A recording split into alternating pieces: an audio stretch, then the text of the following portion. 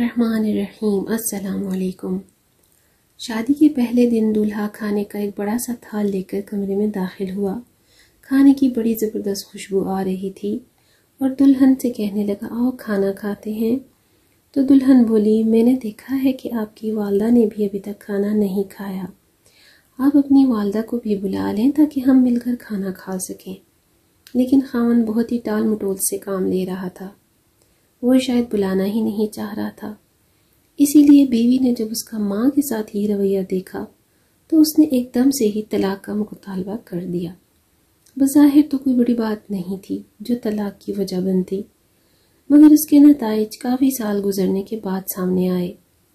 طلاق کے بعد ان دونوں کی کہیں اور شادی ہو گئی، اور اس کے جو نہایت ہی فرما بردار بیوی تھی، بہت ہی اچھے بچے تھے جو اپنی ماں سے بہت محبت کرتے تھے، اور وہ عورت بڑی آسودہ حال تھی۔ اس نے حج کا ارادہ بھی کر لیا تھا، اور اس مبارک سفر میں اس کے بیٹے اس کے ساتھ تھے، جو اپنی ماں کا خیال رکھتے تھے، اس کے پاؤں زمین پر نہ پڑنے دیتے تھے۔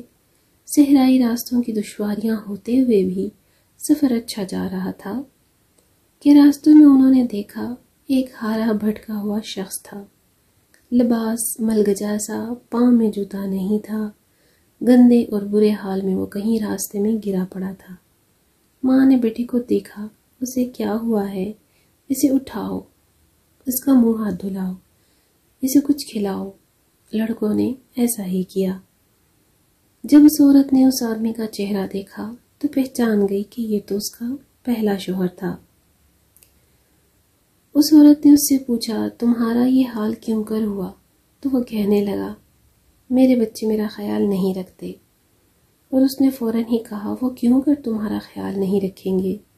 تم نے بھی تو اپنے والدین کے ساتھ یہی حال کیا تھا۔